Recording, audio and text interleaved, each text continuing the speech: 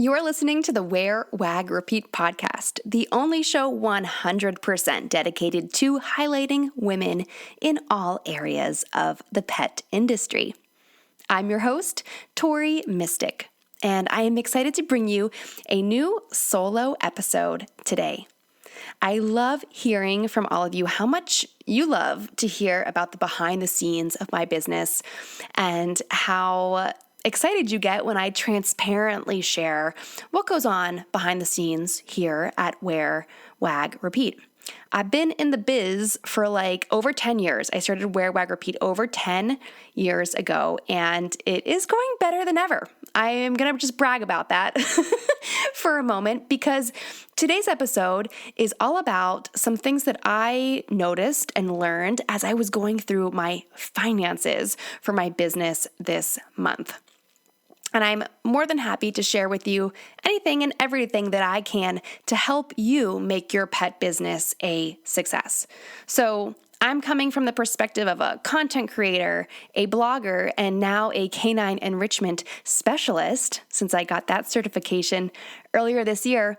But I truly believe that everything that I can share can help people in any area of the pet industry who wants to grow their business online. So if you're a dog trainer, any kind of pet behaviorist, a pet nutritionist, anyone like that, if you are a dog walker or a pet sitter, if you're also a content creator, if you make products or goods or treats or something and you sell them online, or you have any kind of online courses or anything that you sell, I believe that what I can share with you will help you grow your business.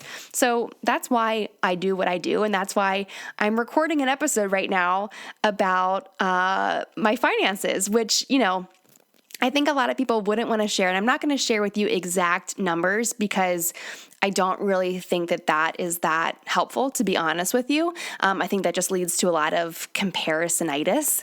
And I want to avoid that at all costs because I just want to share the information that's going to help you.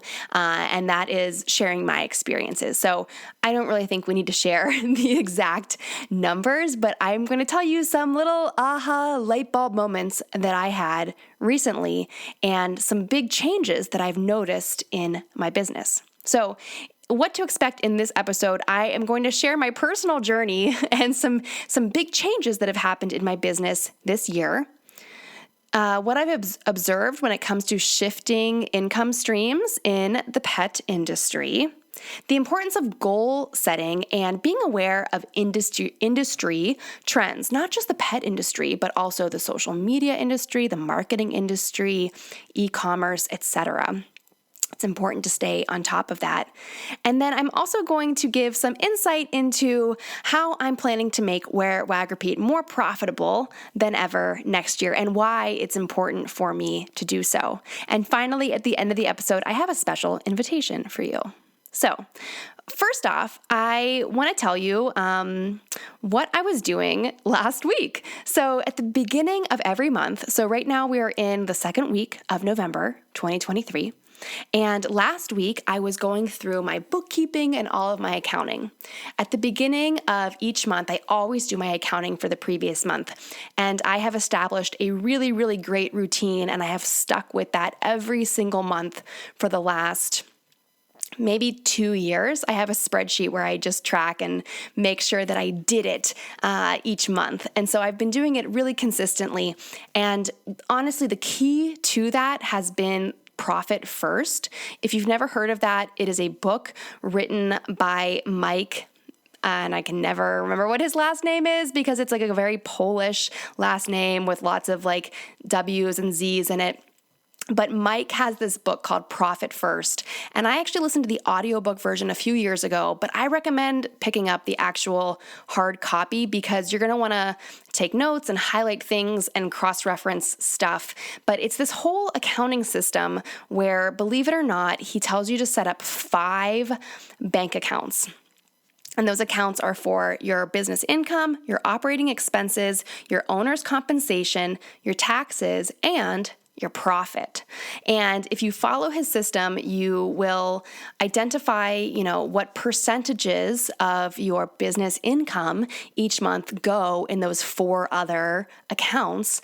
And you'll do your allocations at the beginning of each month.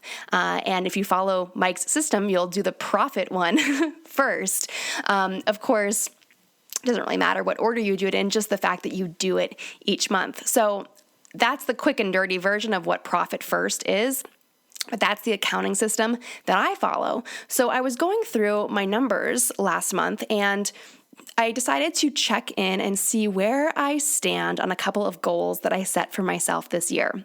So early in the year, back in the spring, and maybe even in January, I had to go back and look at my notes, I set a goal to triple my affiliate income. So the income that I get from sharing affiliate links. Those are like commissions I get on products and services that I share that I like. And so this year I wanted to triple my income compared to last year. So I went into my bookkeeping software and I ran a comparison of the last 2 years. So I looked at 2020, I looked at 2021, 2022, and 2023. That's what year we're in, right? I think so. So I looked at the past 2 years compared to this year. And so far this year, I have more than doubled my affiliate income, and I've more than tripled it from 2 years ago. So that's really good.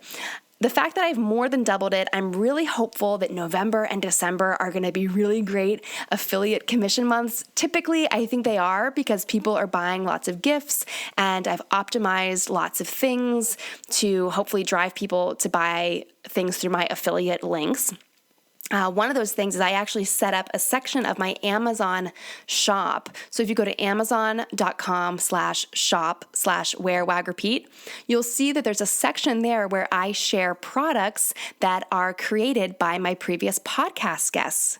So there are a couple dozen products in there that are all from previous Wear, Wag, Repeat podcast guests. So you know that these items are coming from women-owned businesses, and you can actually go back and listen to the episode and get to know the founder of that company. So that's pretty cool. One of the products was actually featured on Oprah's Favorite Things this year. The list just came out, I think, earlier this week. So I was really excited that one of my podcast guests is one of Oprah's favorite things. So that's pretty cool. That episode came out about a year ago. It's with Shannon Ross of Springer Pets. And so it was just, I was a year before Oprah. I'm just saying, guys. I knew about Shannon and Springer Pets before Oprah did. But anyhow, I'm getting way off track because that's how excited I get talking about women-founded pet brands. But anyhow, let's get back to business of this episode.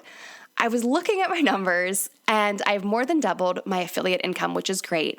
But then I looked down a couple of columns, and what I realized was that there's been a major shift in my business this year. And of course, I probably knew this deep down, but there's nothing like seeing the numbers in black and white staring you right in the face. So I realized that 2 years ago, my income from sponsored content, that's like pet influencer content, and I keep track of everything, all my income, I tag it, whether it was sponsored content or affiliate income or guest expert income or whatever, I tag everything so I can keep track. I highly recommend that you do the same as well because it will help you figure out what you can make more profitable and what you can amplify in the future. So anyhow, I'm looking at these numbers and my influencer income from 2021 was it was a little bit less than what I've made so far this year from online courses, my membership, and virtual coaching, one-on-one strategy sessions.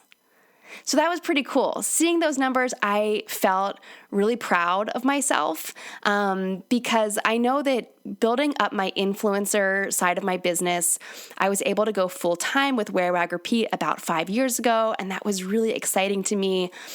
This is actually my second business. I had a social media management business that I started in my 20s. That was really successful. So to be able to go full-time with a second business was really exciting, and I was so proud of myself. But when I started to make more income from my online courses and coaching and my membership, that's when I truly felt self-employed and like I was in charge of my own destiny, because I was really making money off of my own expertise and my own experience and sharing that with all of you. Of course, the influencer content, it's kind of like that as well. But for some reason, it just feels different to me. So looking at my numbers and realizing that this year I have made more money from online educational sales than I did in 2021 off of sponsored content, I was just really proud of myself. And it was just really cool to see that shift. And it aligned really well with the conversation that I was having with someone last week. I've been organizing a expert social media panel in Wear, Wag, Repeat Society. That discussion is happening this Friday, November 10th at 12 p.m. Eastern. If you want to attend or get the replay, you have to be a member of Wear, Wag, Repeat Society. So this is a great bonus, just perk that I love to offer to members in my membership, this expert panel. So instead of our regular monthly lessons, this is longer. It's 60 minutes long, and I have 4 amazing experts who are all bringing something amazing to the table when it comes to social media in the pet industry. And I was talking to one of my panelists, Colleen from Pets on Q. She owns a pet talent agency and pet influencer agency. So she's constantly running tons and tons of data. She's actually developed a proprietary data system that can track the reach and influence of all the influencers in her system. So she can see tons and tons of data, and she's also working with all of the brands. So she can see what the budgets are and what their expectations are and the timeline. And she's just got great insight to trends in social media right now. So I was talking to Colleen, and she was sharing with me that the budgets have really shifted and changed a lot when it comes to influencer marketing. And while we might see posts from certain people saying that they've landed a $10,000 campaign or a $40,000 campaign or something like that, Colleen shared with me that she's seeing influencers pitching thousands of dollars for their services, and the brands are coming back to them with a budget that's just a couple $100. So there's probably a million reasons for this shift, and I'm not going to get into it here. We can discuss it on the panel on Friday if you're coming to that. But it just was really kind of crazy to me. I felt like I had a crystal ball in hindsight, right? I felt like this in the past when I used to have my social media management business. I had it for about 10 or 12 years maybe. And about halfway through it, I was like, I got to make some sort of exit plan. That's when I started growing Wear, Wag, Repeat. I was like, I need to have my own thing. I can't be so reliant on managing other companies' social media. And in hindsight, I feel like I had a crystal ball, because today social media management is way harder than I think it was back then, because back then we didn't have Reels. When I was starting, we didn't even have stories. Instagram was really just like photos was all you were sharing. So it was way easier back then. So I do, in hindsight, feel like I had a crystal ball to kind of make that shift and pivot. And now, just within the last 2 years of how the influencer landscape has shifted, I feel like I had that crystal ball in my hands again. And I'm really leaning in to my online courses, membership, coaching, and all of that kind of stuff. Of course, I still do some influencer stuff, and when it's the right fit, I will absolutely do it. And I have a lot of experience in that world, and I'm happy to share it with anyone who still wants to do influencer stuff. I'm not saying that it's over by any means. This is definitely something we'll talk about on Friday, because we have other panelists. There's another panelist, Mariko from Promiscuous. She has shifted recently from influencer marketing to user-generated content. So if you want to learn more about that, come on Friday. And we also have Sharon from Sharon and Teddy Take the City. And she is a social media manager as well as an influencer and an influencer coach. So we have a lot of really interesting insight. And then for those of you who have a pet brand who might sell products, I'm so excited. Claire from the Dog Mom Co. is going to be on our panel. I just confirmed her the other day, and I'm so excited because she, in my eyes, is just killing it on TikTok, and I want to know what she's doing and how she manages it, because she has a baby and 2 dogs and a business, and she seems to just do it all herself and somehow film all of it while it's happening. So I'm really excited to hear from all of these different women who have their own pet brands and are just absolutely killing it on social media. Speaking of trends, it's really important to stay on top of trends, not just in the pet world or in the social media world, but it's just important for you to pay attention. So, like I said, I feel like maybe I had some future insight into shifts that were coming in the industry, and I was able to pivot my last business and then pivot my current business from mostly influencer stuff to now predominantly online education.